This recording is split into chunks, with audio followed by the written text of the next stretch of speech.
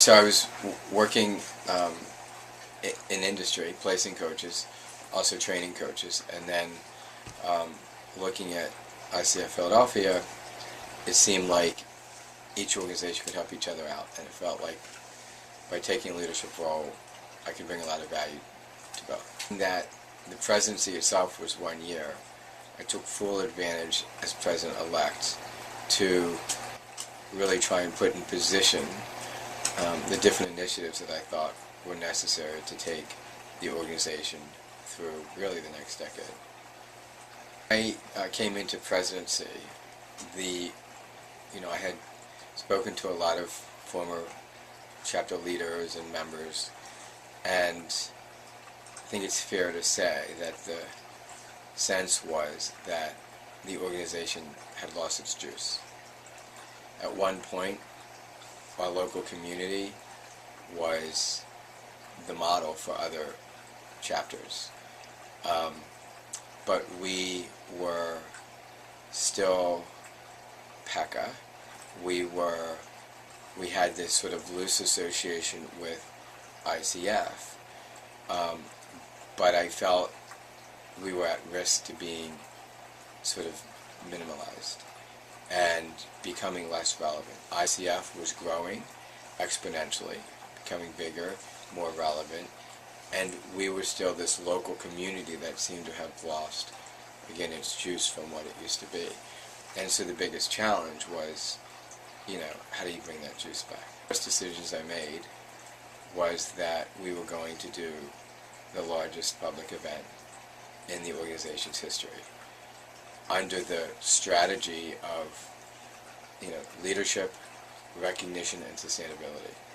So my purpose in doing that was increase membership, increase visibility, right?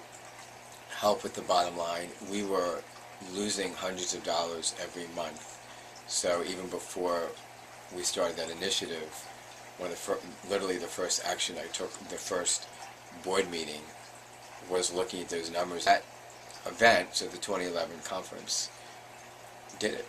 We had the global ICF president and 2 other global board members attend and give us very admirable feedback.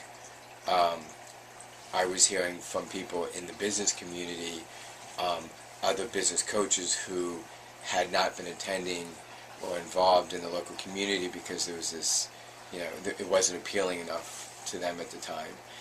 We were getting I was getting personally all kinds of feedback about how exciting it was, and to this day, people still talk about that event. To grow both in numbers with a 30% increase in membership, triple our balance sheet's bottom line, go from paper and pencil where every new president was carrying boxes of files, so we went to a cloud-based system, really getting it up and ready for the next decade, I think was huge. The other decision that we made was, there was a moment, after doing my research and talking to different folks and having lots of contact with ICF, I was in my office and I thought, we're going to need to change our name. And there was an early decision, and I knew there was going to be a lot of pushback. There was obviously history in PECA, and there was still attachment in the community to what PECA was, because it wasn't just a name, it was that it is separate from ICF. And I felt that for us to really be relevant moving forward, it was really important that we really align ourselves with our parent organization.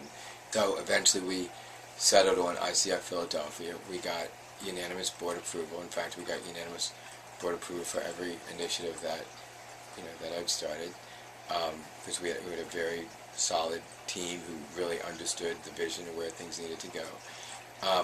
And interestingly enough, word came back. I heard from the vice president of membership for the global community, hey, could you start talking to this chapter leader and this chapter leader and this chapter leader? And eventually it became the expectation that chapters were going to do what we led.